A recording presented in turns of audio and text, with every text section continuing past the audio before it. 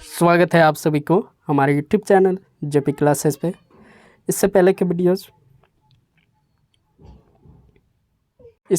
Videos में हम लोग कक्षा 7 का इतिहास, कक्षा 7 का इतिहास का जो चैप्टर रीडिंग होता है वह कर चुके हैं और साथ ही साथ प्रश्न क्वेश्चन को भी हम लोग देख चुके हैं। आज के सेशन में हम लोग देखेंगे कक्षा 7 का पहला चैप्टर जिसका नाम है हजारों वर्षों के दौरान हुए परिवर्तनों की पड़ताल का एग्जेक्टिव क्वेश्चन जो है मल्टीपल चॉइस क्वेश्चन, उसको हम लोग आज देखने वाले हैं, जो कि कक्षा 7 का इतिहास का पहला चैप्टर है। इससे पहले के वीडियोज़ आपको मिल जाएंगे हमारे यूट्यूब चैनल पे। तो चलिए बिना देर किए हुए सवाल पे आते हैं। पहला सवाल पूछ रहा है कि कार्टोग्राफर एक व्यक्ति है जो क्या बनाता है, पहला ऑप्शन में है दिया हुआ कार्टून, कैरिकोड्स, मैप्स, इनमें से कोई नहीं। तो जो कार्टोग्राफर व्यक्ति होता है वो मैप्स बनाता है। इसका सही आंसर हो जाएगा ऑप्शन सी। यहाँ पे ऑप्शन को भी हम हाईलाइट कर दिए हैं ताकि पता चल सके। इसमें लिखने में थोड़ी असुविधा होती है, इसलिए हम उसे हाईलाइट कर यहाँ पे दिखाए हैं। तो इसका सही आंसर हो जाएगा ऑप्शन सी। चलिए अगला क्वेश्चन देखते हैं। दूसरा क्वेश्चन पूछ रहा है कि बाबर ने किस सदी में उपमहाद्वीप के भूगोल का वर्णन करने के लिए हिंदुस्तान शब्द का प्रयोग किया था। जो बाबर था, जो कि हम लोग चैप्टर में पढ़ चुके थे, बाबर, उसने इस उपमहाद्वीप यानी भारतीय उपमहाद्वीप के लिए कौन सा समय में, कौन सा ईस्वी में, कौन सा शताब्दी में हिंदुस्तान शब्द का उपयोग किया था। पहला ऑप्शन दिया है 17वीं शताब्दी, दूसरा है 18वीं शताब्दी, तीसरा है 16वीं शताब्दी, चौथा में दिया हुआ है इनमें से कोई नहीं। तो इसका सही आंसर हो जाएगा 16वीं शताब्दी। 16वीं शताब्दी में बाबर ने क्या किया था कि भारतीय उपमहाद्वीप को दिखाने के लिए हिंदुस्तान शब्द का प्रयोग किया था। यह हो जाएगा दूसरा। तीसरा है कि आज इतिहासकारों को अतीत की शर्तों के बारे में सावधान रहना होगा। किन चीज़ों से?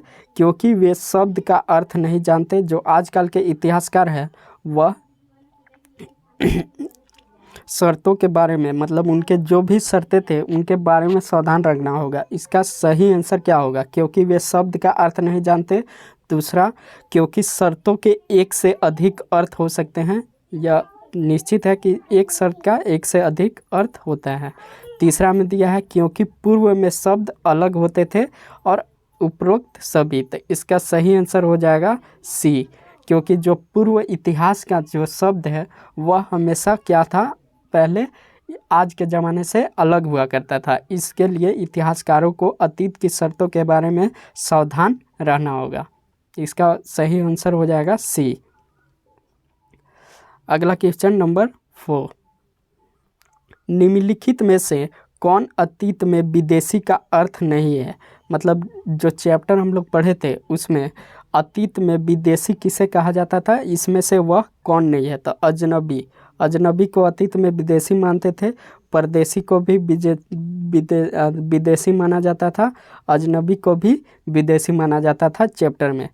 और स्वदेशी मतलब स्वयं के जो वहीं के जो रहता था उसी कस्बे, गांव, शहर का, उसे स्वदेशी होता था। तो इसका सही आंसर हो जाएगा ऑप्शन डी, स्वदेशी।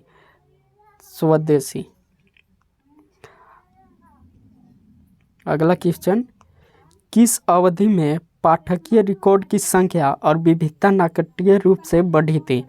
600 से 700 ईस्वी के बीच, 700 से 800 ईस्वी के बीच, या 800 से 1000?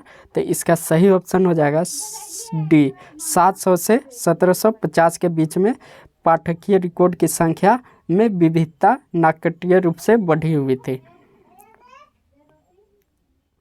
छठा, किस प्रकार के लोगों ने पांडुलिपियाँ एकत्र किए थे, मतलब जमा किए थे? ऑप्शन ए है गरीब लोग, धनवान लोग, स्थानीय लोग, इनमें से कोई नहीं। तो इसका सही आंसर हो जाएगा धनवान लोग, ऑप्शन बी। अगला क्वेश्चन है कि पांडुलिपियों को कहाँ रखा जाता था। जो पांडुलिपियाँ हुआ करती थी इतिहास में, तो उसे कहाँ पे रखा जाता था? घर पे, पुस्तकालयों में, अभिलेखागार में। तो इसका ऑप्शन हो जाएगा डी, पुस्तकालय में रखा जाता था और अभिलेखगार में भी रखा जाता था, इसलिए इसका ऑप्शन हो जाएगा दोनों, बी एफ सी दोनों, यानी ऑप्शन डी। 8वां, जियाउद्दीन बर्नी ने सबसे पहले अपना क्रॉनिकल लिखा, कब लिखा था? 13वीं शताब्दी या 12वीं शताब्दी, 14वीं शताब्दी या 15वीं शताब्दी। तो जियाउद्दीन बर्नी ने अपना क्रॉनिकल लिखा था वह 14वीं शताब्दी में लिखा था। तो इसका सही आंसर हो जाएगा ऑप्शन सी। अगला क्वेश्चन है, क्षत्रिय शब्द किस सदी में योद्धाओं के समूह के लिए अधिक लागू किया गया था? 8वीं और 14वीं शताब्दी के बीच, 19वीं और 20वीं शताब्दी के बीच, या 14वीं और 15वीं शताब्दी के बीच? तो इसमें इसका ऑप्शन हो जाएगा 8वीं और 14वीं शताब्दी के बीच में किया गया था। क्षत्रिय शब्द का योद्धाओं के समूह के लिए अधिक लागू किया गया था। इसका ऑप्शन हो जाएगा ए। अगला क्वेश्चन, वर्तमान बंगाल क्षेत्र में 14वीं शताब्दी के दौरान कौन सी भाषा बोली गई थी? अवधी, गौरी, तेलंगानी, लोहारी। तो इसका ऑप्शन बी हो जाएगा, गौरी शब्द का भाषा बोला गया था। अगला है कि मुसलमानों की पवित्र पुस्तक कौन सी है, यानी मुसलमान धर्म के जो लोग हैं उनका पवित्र ग्रंथ, पवित्र पुस्तक कौन सा है? गीता, आदि पुराण, कुरान या रामायण। तो इसका ऑप्शन हो जाएगा सी, कुरान। अगला क्वेश्चन, प्रारंभिक मुस्लिम नेताओं के अधिकार को किसने स्वीकार किया था? सुन्नियों ने, शिया ने, खलीफा, इनमें से कोई नहीं। तो सुन्नियों ने इसका स्वीकार किया था। 13वां, अगला क्वेश्चन है, उपमहाद्वीप में समृद्ध किस क्षेत्र की व्यापारिक कंपनियों को आकर्षित करती है? यूरोपीय, ऑस्ट्रेलियाई, रूसी, इनमें से कोई नहीं। तो इसका ऑप्शन हो जाएगा ए।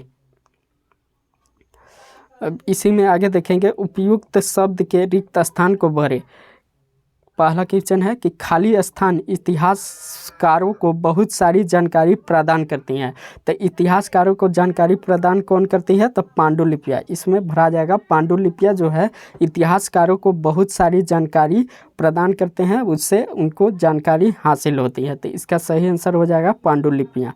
इसका हम लिख भी चुके हैं, नीचे में आप देख सकते हैं।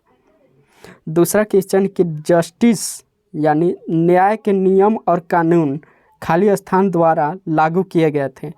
जस्टिस का नियम जो था, न्याय का जो नियम था, वह किन आधार पर लागू किया गया था? तो जाति पंचायत के आधार पर लागू किया गया था, चैप्टर 1 के अनुसार। तीसरा, ज्ञान खाली स्थान ने ब्राह्मणों को बहुत सम्मान दिया। ज्ञान जो संस्कृत का ज्ञान था, इसमें क्या संस्कृत भरा जाएगा? संस्कृत का ज्ञान ने ब्राह्मणों को क्या किया था? बहुत ही सम्मान प्रदान किया था, प्रतिष्ठित, इज्जत, यह सभी मिले थे उन लोगों को समूहों के बीच और लोगों के बीच। किन कारणों से? संस्कृत का ज्ञान के कारण से। चौथा क्वेश्चन है कि मुसलमानों के 2 विभाग थे, खाली स्थान और खाली स्थान। तो मुसलमान के 2 विभाग थे, पहला था शिया, दूसरा था सुन्नियों। तो इसमें यह भरा जाएगा। अगला क्वेश्चन है कि खाली स्थान पूर्व में बंगाल से लेकर पश्चिम में गजनी तक एक साम्राज्य का नियंत्रण था। तो खाली स्थान में क्या भरा जाएगा कि बलबन जो था वह पूर्व में बंगाल से लेकर पश्चिम में गजनी तक का एक साम्राज्य का नियंत्रण करता था। तो इसका हो जाएगा बलबन। आगे देखेंगे, बताएं कि दिए गए कथन सत्य है या असत्य है, मतलब सही है या गलत बताना है। कार्टोग्राफी का विज्ञान 12वीं और 13वीं शताब्दी के बीच भिन्न था, मतलब अलग था। कार्टोग्राफर क्या करते थे? मैप्स वगैरह बनाते थे, नक्शा का निर्माण किया करते थे। तो वह जो था विज्ञान का 12वीं और 13वीं शताब्दी के बीच इनका भिन्न था। तो यह कथन क्या हो जाएगा? सत्य हो जाएगा। अगला है, हमारे पास जानकारी प्राप्त करने के लिए कई मूल पांडुलिपियां हैं। तो यह क्या हो जाएगा, गलत हो जाएगा, क्योंकि हमारे पास जानकारी प्राप्त करने के लिए कई मूल पांडुलिपियां ही नहीं और भी चीज़ें हैं। तीसरा है, 8वीं और 14वीं शताब्दी के बीच क्षत्रिय शब्द का प्रयोग ब्राह्मणों के समूह के लिए किया जाता था। तो यह गलत है। 8वीं और 14वीं शताब्दी के क्षत्रिय शब्द का प्रयोग ब्राह्मणों के समूह के लिए नहीं किया जाता था। एक जाति की स्थिति एक क्षेत्र से दूसरे क्षेत्र में समान रहती थी। क्या होता था कि इस चैप्टर के अनुसार एक जाति की स्थिति एक क्षेत्र से दूसरे क्षेत्र में समान रहती थी। तो यह भी गलत है, क्योंकि एक जाति का स्थिति एक क्षेत्र में कुछ रहता था तो दूसरे क्षेत्र में कुछ रहता था, एक जैसा नहीं रहता था। तो यह असत्य हो जाएगा। अगला है, मुसलमानों में कानून के दो स्कूल हनफाई और साफ़ी थे। तो यह सत्य है कि मुसलमानों के कानून में दो स्कूल थे, जिसमें से हनाफी और साफ़ी थे। तो यह सत्य है। तो आज का सेशन यहीं तक। अगर आपको वीडियो पसंद आया तो please like, share and subscribe करना ना भूलें। मिलते हैं नेक्स्ट वीडियो में नेक्स्ट टॉपिक के साथ। तब तक के लिए जय हिंद, वंदे मातरम।